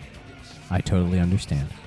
Next I'm giving Demon Souls and Bloodborne a try, and if both of those don't work, I might swear off FromSoft for good, but I am determined to give them a try. But you are right, he does kind of have a mini boss, like fantasy dungeon mini boss feel to him. He's not over the top like Genova Sephiroth or Safer Sephiroth is what I meant to say, or like Seymour in FF10 when you fight him at the very end, or Unalesca for that matter. It's just, it's subdued. And I actually really like this boss fight. You fight only with the Immortals, while the Immortals lend their support at the start of various turns. This is actually all scripted. Gongora is going to cycle through several different attacks. He's going to wipe your party. Through the power of friendship, your mortals will bring you back. It's very Kingdom Hearts a little bit. Yeah, Kingdom Hearts is accurate. Yeah. Gongora will eventually use a move called Absorb Light, where he absorbs the light coming from the immortal realm, and the game says that he gains, quote, infinite power. And this is where the real battle begins. In this light, it's like being in a part of our own world. Here, beyond the mirrors, time flows normally. We are no longer immortal. In this light, one could say, death lives. Oh, that's so stupid. Death lives. But Grandstaff has fallen! What's left for you? You do not understand. I have conquered Ura and vanquished Gotsa. This magic energy will be enough to annihilate the Queen of Numara and gain the throne of the gods! If that's the only answer you come to after a millennium, there's no future for you! A millennium! What will it be like to die after living a millennium? First, I shall deal with you who stand in my way. Then, I shall destroy these cursed mirrors! Jansen gets an idea. Jansen is surprisingly useful throughout the end of this game. He gets the idea to create a magic barrier to block the light coming from the mirror in an effort to make Gongora a bit weaker so the immortals can take him down. So he sets up this magic barrier. All of the mortals go inside to block the light, and we are going to try to take Gongora down with just the immortal characters. Thankfully, his attacks are not as strong as they are in the scripted section. Otherwise, this fight would be a disaster. Oh, God, yes. Did you have much trouble with this fight at all?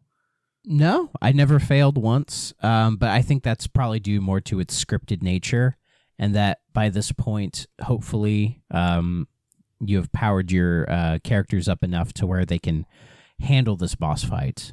And yeah, it feels more like cinematic than challenging, but despite that, it is still... I thought it was actually a really good boss fight. It probably wasn't my favorite in the game, but it does a good job of giving you that sort of final boss feeling. You know, like it's very epic and all this, like you're kind of in this weird. It's like with a lot of JRPGs, like the final boss, you're in this sort of like weird place between space and time, and there's all these like light and god power shooting off like crazy, and you just have your lowly characters just doing like sword attacks until he dies. You know, it does a good job of making it feel big, and it does feel big. Yeah, absolutely.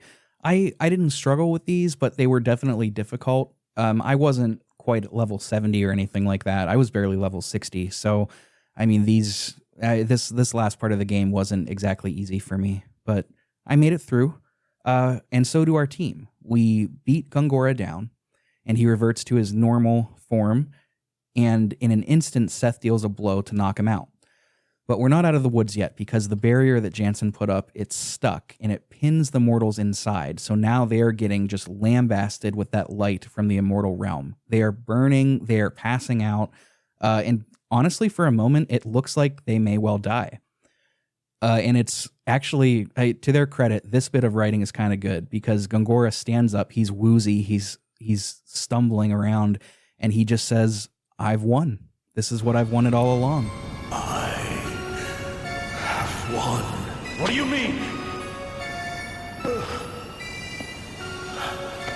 Do you want to save them? Break the mirrors!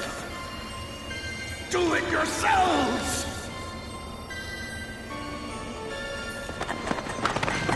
Yeah! That's it! Use that and destroy the mirrors! But after you do so, we will never be able to return! My time has come! And he tells Kaim, "You've got to break the mirrors.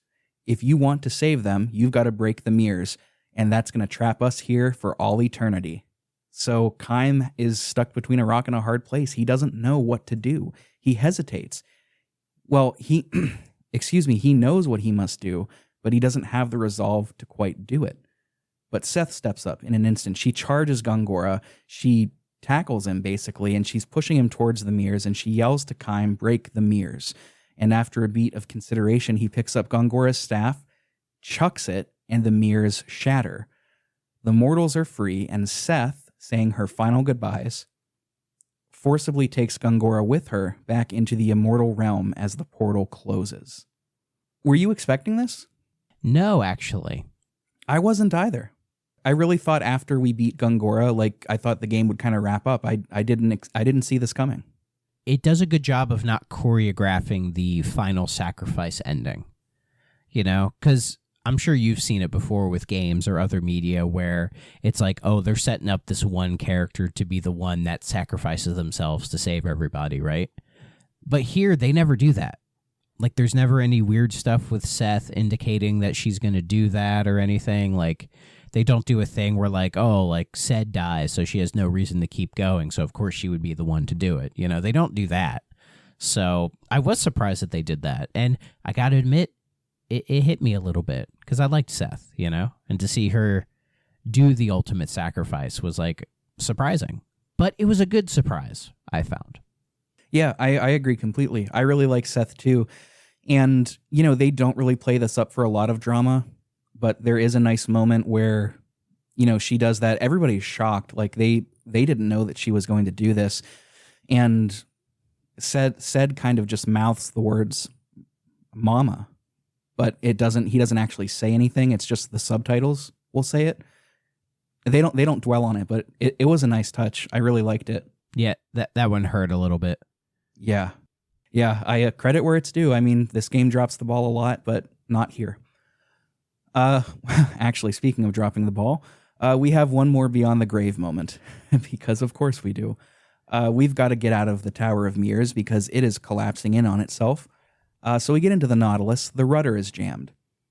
And like magic, Ming's amulet glows, and the rudder begins to work. Everybody says, "Oh, it's Seth from the other side helping us escape." It's the power of Seth. You should have just cut this entirely, man. It was unnecessary. Yeah, completely. Why does this game do so much of this from Beyond the Grave stuff? I don't get it. I don't know either. Like I know it's kind of like a trope in RPGs a little bit, but here it feels very, very overused. Especially here, like you could use the power of Lyrum in like, say like earlier in the game and it was like, oh, whatever, it's cute, right? But by this point, that feels really weird. Like you should have just been like, they get in the Nautilus and they just escape, no problem, right?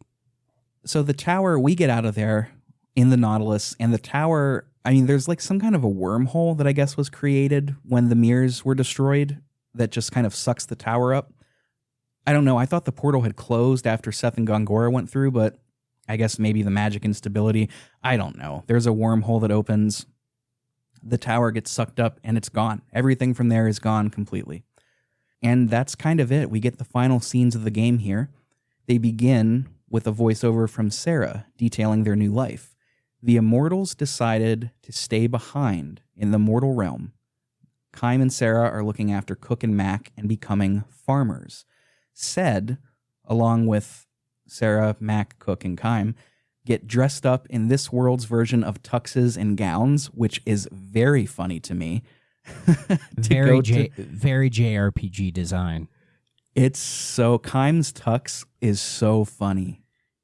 It is. Listeners, look it up. Look up, like, Kaim's tux, if you can. The dresses look okay, but, like, the tux is so funny. Yeah, like what Thrak said, go look it up. It's so goofy. I'm looking at him as he's T-posing. The reason that we're all getting dressed up, Said included, is we're going to the marriage of Jansen and Ming, solidifying Jansen as king of New Mara and the two of them as the most unbelievable romance in JRPG history. Did we not go over the scene in the White Boa where they kiss?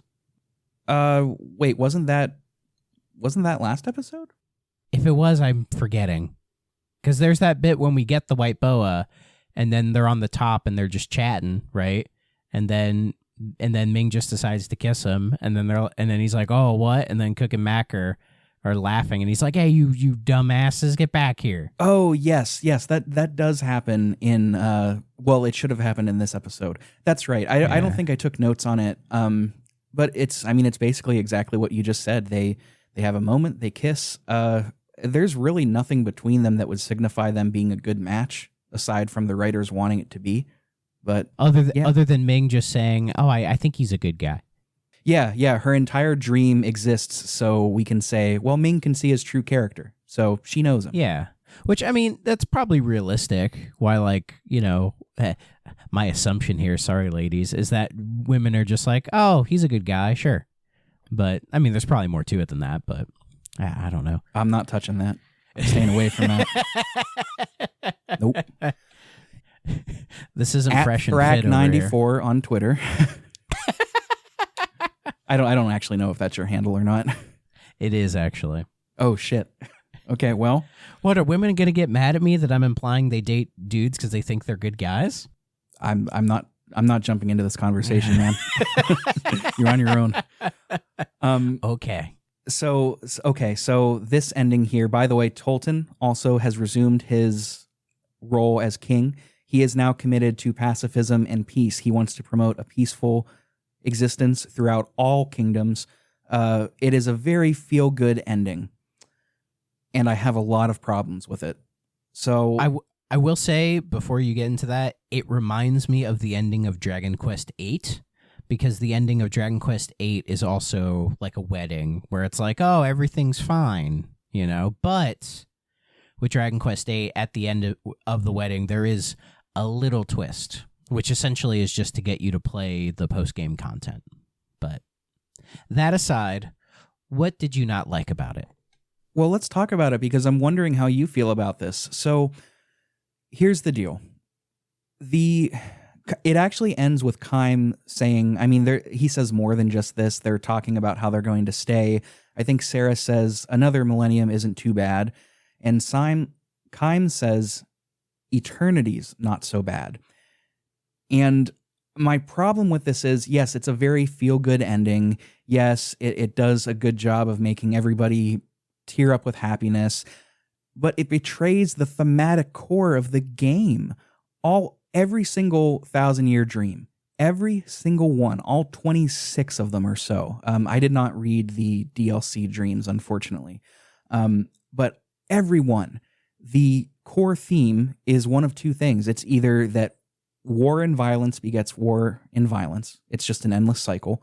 Or maybe not just two, because there's also some about xenophobia and racism. But a lot of them have the core theme that immortality is a burden. This is not something to be celebrated. These people are in a repetitive prison, just living out the same things day in and day out, watching loved ones die over and over again, never truly able to build meaningful bonds. And what does this game do? It ends with them choosing to stay and be immortal. What? Like, what? Are you kidding me? It's betraying the whole game's thematic identity. And you know what? There are some arguments to this, because in the game, they say like, well, if we're going to be living for this long, we have people to care for, and, developing the quote virus feelings of the humans is what let us be together. Kaim and Sarah say that to each other. It's what lets them love each other. But here's the thing. One, they've been feeling this entire game, maybe with the exception of Kaim, but like every immortal has shown emotion, every single one. So that theory is thrown out the window, if you ask me. But two, if you're going to go that angle and justify it that way, you've got to show the characters going through the rationalizations. You can't just have them flip a switch and suddenly say, oh yeah, immortality, not so bad. You can't do that. You have to let them work through it, and they never show that to us. So I don't find this ending deserved or believable. It's really frustrating, man. And I know I'm getting really worked up about this, and it's partly because I want to make good content for people to listen to, but also like I wanted to love this so bad. I wanted this game to be a 10 out of 10, and it is just working against me in every way.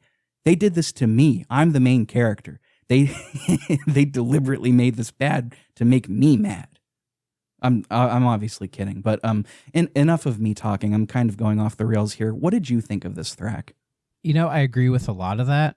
Though I will say, with like Kaim and Sarah being immortal, but them like sort of finding love in each other, I don't think is all that bad, because at least they're both immortal, so they'll never like watch each other die or whatever, which is fine. But yeah, as you said, the whole 1,000-year dreams, it's all about like, Kaim constantly seeing people age and get older while he's just like staying the same age. And it's like he sees the towns go through all these changes, but yet it just means nothing to him. Even his loved ones that he cares about, especially earlier in the game when he watches Liam die. And yet now he's like watching after Cook and Mac, but like, and he seems all happy, but you can't help but think that maybe in the back of his head is he like, well, they're going to grow old and die too. And I'm just going to say the same. Like when they see Ced, like Ced's already getting old. He might not have too many years left. I don't know. And yet he's like all happy-go-lucky, despite the fact that he doesn't have a relationship with his mother anymore at all. Like he's not searching for her anymore. He knows where she is. She's gone as far as he's concerned. And yet he's all like happy-go-lucky. And then you have Jansen and Ming, where it's like Ming's immortal, but Jansen isn't. So is this like a Lord of the Rings situation where they're explaining to, I forget her name, but it's the elf that Aragorn gets with. Oh, right? That's Elwyn, right? Is it Elwyn? When they're where Elrond is explaining to Arwen, that's her name, Arwen, that's it. When Elrond is explaining to her, like, hey, you can, like, get with this dude if you want, but, like, you're an elf, and as long as you don't get stabbed, you'll be fine, but he's gonna die. And then in the movie, there's the whole, I forget which movie it is, there's the whole scene of, like, her, like, at his funeral, basically, and he has to, like, say to her, like, are you sure you want to, like, take this risk? Which I believe she ends up doing anyways, but they go through that emotion of her realizing that, like, this isn't going to be forever, but she's, like, going to make the most of it, essentially. And with Lost Odyssey, they could have done that. They could have done the whole, like, this will only be, like, this sort of happiness or this elation that we feel will only be temporary, but, life is, but they could have done a whole thing where it's like, we may be eternal, but our happiness isn't. And we need to stay with those happy moments as we have them to try to give us something to, keep fighting for, essentially. They could have done a whole thing about that, but they don't do that. They just do the whole they all lived happily ever after, when we all know that they're not going to live happily ever after, that the mortals are going to go, and that the immortals are going to keep going, and they're going to do their journeys, or as they say, like wandering, essentially. Like, Kaim and Sarah will always have each other, as far as we know, but even still, like, two people being immortal with each other, it might be a little bit better than one person, but we're not sure how much. There's a lot of like philosophical discussion about being immortal that are in the 1,000-Year Dreams that isn't really here. And I think that was my biggest issue with it, and that any ideas that they have in that regard, they throw away just to have the feel-good ending. Which, I mean, the feel-good ending is fine, it's cute and all. But when you sit on it and think about it, you're like, well, wait a minute. This game wasn't designed to be that way, or at least at the start of the game, it felt like it was not heading that direction, but yet it does head that direction. And I can see that being jarring for a lot of the players of this game, because I think it was jarring for you as well. I guess it didn't jar with me as much, but, sitting on it for a while, these thoughts have appeared in my head of like the whole, like eternity's not so bad. When it's like, I've read Kubla Khan. I know how bullshit immortality can be. So, I don't know. There should have been more nuance in the ending. Like, if they had, like, say, a little monologue of Kaim and, like, of Sarah basically saying that, like we are immortal, but, we're in a happy spot right now, and we know it's not going to last forever, but we're going to, hang on to this as much as we can, because that's really what life is about, trying to keep the happy moments for as long as you can before they go away, because they're not going to last forever, and they don't. I'm sure most of the viewers would agree with that. Happiness doesn't last forever, but you try to hang on to them. Yeah. So first of all, well said. You made a lot of good points, and I just want to talk on a couple of them. To your last point, I think what you're saying, and correct me if I'm wrong, and I agree with you if this is the case, this could have worked had they given it more time to breathe and let the characters work through it on their own, rather than letting somebody like, or a couple folks like me and you work it out on a podcast, what they probably were thinking and saying to themselves that we weren't explicitly told, right?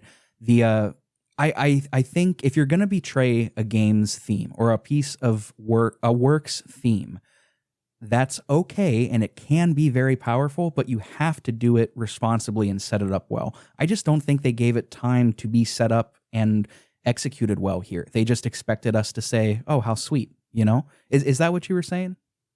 Yes, because, I mean, there is a lot of great art that when you have the art, like, how do I explain this? It's, if you've ever seen, like, say, like, experimental or surrealist art where it looks like there isn't a lot there, but, like, the art isn't so much in viewing the piece itself. It's having discussions with people about the piece is really where the art lies, you know what I mean? Or the sort of the idea of what it is. And it feels like Lost Odyssey, we shouldn't have to be trying to figure out these themes, like, in this kind of detailed nuance, you know what I mean? Like, we can discuss it, obviously, but the discussion shouldn't be like, what were they trying to say? It should just be like, oh, what do you feel about what they actually said? I may have jumbled that up, but... Yeah, could you rephrase that last part? I'm not sure I'm following you. Basically, it feels that they're trying to say something kind of interesting with this game at the start, but by the end, they lost the plot, essentially. And okay. and it feels like we're trying to piece together what it is, like, why did they do this without properly explaining it? Ironically, as I'm not properly explaining it. Don't worry, I'll edit it to make it sound amazing. I agree with you. I do. I am a real stickler for thematic identity in works. When I'm playing a game like Disco Elysium, Final Fantasy VII, whatever, I want that thematic identity, if there is one. You're not going to have one in everything. But if there is one, I want the story to work around that. Games like Chrono Trigger do that really well. Games like Final Fantasy VI does that really well. Xenosaga and Xenogears do that really well. This doesn't. And it's really frustrating, and that's why this ending doesn't feel earned and deserved to me. Is they just betrayed what they were building up. Going back to your idea of you said I've read Kubla Khan. I know that immortality is not a good thing. I agree with you. I 100% I'm in that boat. I think they should have made a stronger argument and again let Kaim and Sarah and the other immortals work out their decision to stay here, because like you said, Jansen is going to die and Ming is going to remain the same. Sarah and Kaim are going to be together, yes, but Cook and Mac, they will die long before the two of them age. Because remember, 1 year in their realm is 1,000 years here. So, in question, when they said that, does that imply that they age, but they age at like an incredibly slow rate? Yes, that's exactly what it is. That's why Gongora unleashed the light at the very end, because as long as that light was coming through, time for them was flowing normally. So he could have killed them there. Okay, well, because if it's the whole 1 year equals 1,000 years, it's like, well, they're technically not immortal. They are aging. They're just aging at an incredibly slow rate. But that's not immortal. Yeah, exactly. I mean, they're functionally immortal compared to us, I think is... Yeah, for sure. If we want to put on our nerd glasses and say, well, actually... So, yeah, I had to actually that, because I'm like, wait a minute. The math doesn't add up. I did the math whenever they were stuck in... The mortals were stuck in the shield with the light from the immortals plane causing time to flow like that. I believe 1 minute would have been equal to 16 hours. So every minute they were aging 16 hours, 16.6 repeating, I think it was. Okay. So they are a little bit older at this point. Yeah, maybe, I mean, technically. Maybe by like a month. And it's funny too, because during this whole ending sequence, Sarah is doing a voiceover like she's talking to Seth, with the implication that like Seth is somehow going to hear this. And it's so funny to me because in the mortal realm, months and months have passed. But for Seth in the immortal realm, it would have been like, I don't know, 45 seconds. And she's getting this heartfelt message like, Seth, it's been so long. And she's probably like, what the hell are you talking about? It's been like less than a minute. like she's probably still fighting Gongora in the immortal world, like probably like decking him in the face or whatever. And he's like, take me back. And she's like, no, you're stuck here. Like I had to keep you here because you're just going to cause too much bullshit and destroy that world that had a bunch of pressure. Like we never get to see that. I mean, it's fine we don't get to see that, but it would be interesting to see what happened to the two of them when they went through to the immortal realm, But that's just more of like a speculative thing. Like I didn't expect that, and I'm not going to hold the game over its head. And speaking of that notion too, an appropriate way to ask the readers to fill in the gaps and have discussions about this is with the fate of Seth, right? When Seth goes through with Gongora, they have a conversation afterwards, and Cook asks, like, she's not really dead, is she? And Kaim says something to the effect of, practically speaking, yeah, I mean, she's gonna die. Eventually, in the immortal world, she will die, because, remember, they're not technically immortal. But we're not shown that. We don't know the fate of Gongora and Seth. And that's cool. Like, yeah, let us speculate about that. That's cool. Don't let us speculate why you're doubling back and betraying the themes that you have set up so masterfully with 26 of some of the best video game writings I've ever seen. That's not an appropriate use of your players' discussion and fan theories, That's a much better way of explaining what I was trying to explain. That's funny you say that, because as I was saying it, I was thinking to myself, I am not articulating myself very well today. Articulation on the fly can be difficult. Pixelprojectradio, where you get not the best, but it's the best that I can do. That's all right, so, man. Would you, I wanted to end, I said this in episode 1, I think. Would you say that is this game's most prominent weakness? I think its most prominent weakness is inconsistent writing. Here. I agree completely. Yes, which is a shame because its greatest strength is the 1,000-Year Dreams. Yeah. Where that writing is, I will admit, I did not read all of them. I did read a couple of them, though. But they are all fantastic, and they hit you in the gut incredibly well. Like, I forget the name of the guy who wrote them. It was in part 1, but he is a brilliant writer. For listeners at home, you can find all of these on YouTube, every single one, and they are not story spoilers. No. Their purpose is to enhance the themes of the game, but you will not spoil Lost Odyssey by reading them. So please, Thrak and I have talked these up nonstop. You should go check out a couple. Yeah, they're great. Like, as I said, I really liked the one called The Upstreamers. That was a really good one for me. That one's great. White Flowers is good. Oh, yeah. A Mother Comes Home. That one hit. Little Liar was interesting. Yeah. It was interesting. But Seth's Dream, part 1 and 2, as you said, they're essential. Like, you need to read those. We talked about those, right? Yeah, but I just bring them up again here. God, those are so brutal. But yeah, but beyond that, I didn't read the others. I will eventually, but that was my fault because I should have read a couple a day. Instead, I was like, oh, let me just cram. And then I was reading them, and I'm like, I'm not going to be able to cram all these. There's one that I really loved. I don't remember the name, where essentially Kaim and this mortal guy fall in love with the same woman, and Kaim tells him, like, take care of her. And she ends up getting basically, she's driven to suicide because nobody accepts her because of the color of her skin. And it ends with Kaim beating the shit out of the mortal guy. He was like, I asked you to do one thing. You didn't take care of her. What is your problem? And the whole, I mean, the story's theme is like racism is bad, xenophobia is bad. Not that needs to, I mean, that does need to be said, unfortunately, in 2023, but there's still that underpinning of like Kaim fundamentally could not bring her happiness because, again, he's an immortal. She will die. He will still be there. He doesn't have, he's finding purpose in an everlasting life. I'm going to be a broken record for the next like 6 months. Man, I'm not going to stop talking about this. That's what the ending of the game should have been about. Should have been reinforcing that this happiness that I feel is just temporary. We will, we'll eventually have to move on to something new, but for now, things feel good. You know what I mean? Like it shouldn't have been an ending to the story. It just should have been a stopping point.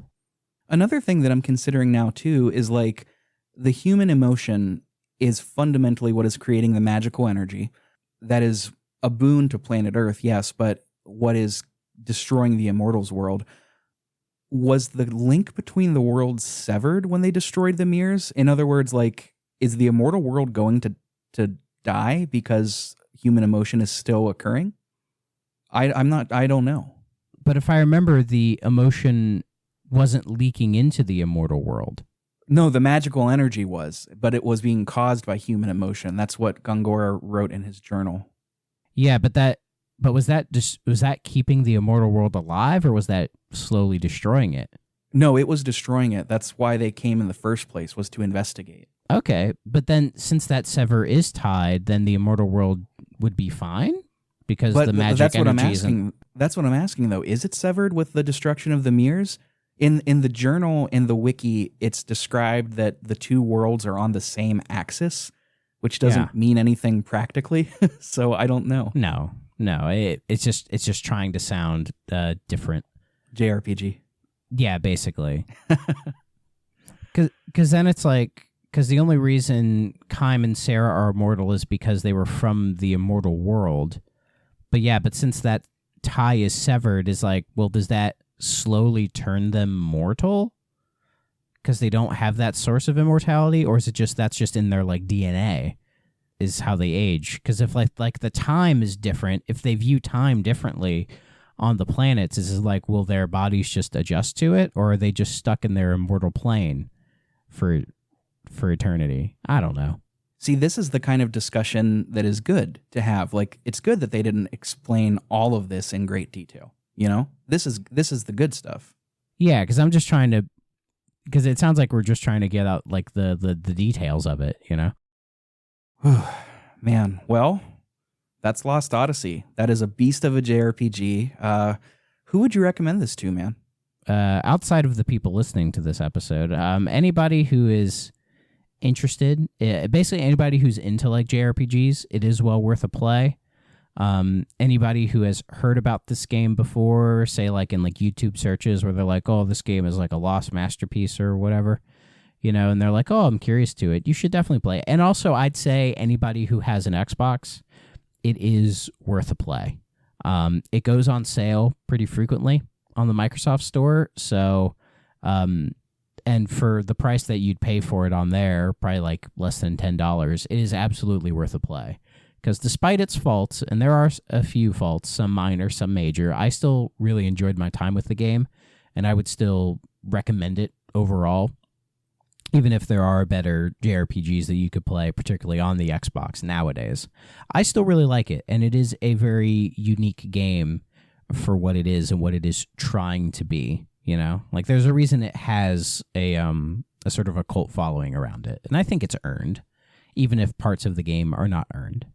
Yeah, well said. I agree completely. This game won't change your mind on JRPGs. If you don't like them already, this isn't going to change that. But if you are a fan of the genre, this is a game that you should play at least once. It does a lot of things really well. It does a lot of things not so well. But overall, like as much as I was frustrated with the end of this game and with how the game handles a lot of what it does, it is a really good game. I still really, really like this game. I mean, I don't remember. Our scores don't mean anything, really. I don't remember what I said at the front of episode 1, but like I'm sitting at a solid 7.5 out of 10 if we're using the full scale. So that's still pretty good. I wanted it to be a 10 so bad. I was rooting for it. I understand why. And they're like in the first half of the game, it feels like a 10. It really does. Absolutely. But by the end of it, the cracks start to appear, It's almost like drinking it's almost like drinking from the fountain of youth, where it's like at first you're like, "Oh, this is great." But then as it goes on, you're like, "Oh, wait. The problems arise," Absolutely. I decided to give it an 8.5 because I think I liked it a little bit. Maybe I was a little bit more forgiving on it. That's fair. Yeah, but I still really enjoyed it. So I have played far worse games than this. Far worse. Oh, sure. It didn't make me mad. Well, folks, that is Lost Odyssey. This is a behemoth of a game. I'm really, really glad I got to experience it. So major thank you to Thrak from the 3DO Experience for joining me on this one 3 separate times. As we said in the first episode, and I think the second episode too, check out the 3DO Experience. They are officially, at the time of recording, back from hiatus, so the show is up and running again. Not only do you have a backlog, but you're going to have new episodes coming out soon. So check that out. Thank you. It was great to be here. I appreciate you with you putting up with my shit for 3 episodes. It was great. It was quite the journey to go on, but I think at the end we came out of it stronger, I would say. Yeah, the real Lost Odysseys were the Odysseys we found along the way. Was the 1,000-year dreams we found along the way. Folks, if you want to check out the 3DO Experience, just check the links in the description. In the description, you'll also find links to our socials, our Instagram, Twitter, and Blue Sky. You'll also find an invite to the Discord. Please join. It's free. We are almost at 100 members at this point, so it's not too big. And it's a great place to hang out and have in-depth discussions about games or just share pictures of your pets. It's a great time. We've also got a link to our Patreon page. If you so choose to donate, you can get some goodies. More episodes, the ability to choose episodes, our schedule in advance, and more. You can find that information at patreon.com/pixelprojectradio or just check the description. If you would be so kind, if you like the show, tell a friend about us. Or, if you'd like, give us a rating or a review on Apple Podcasts or Podcast Addict or Spotify. Or Good Pods, now that I think about it, but I don't know anybody outside of your co-host, Thrak, that uses Good Pods. No offense. Neither do I.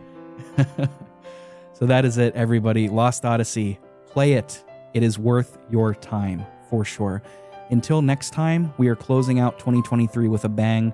My name is Rick Firestone. I am your host of Pixel Project Radio. Thank you to Thrak of the 3DO Experience once again for joining me so many times.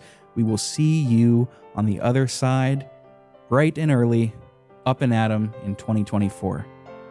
Catch you next time, folks.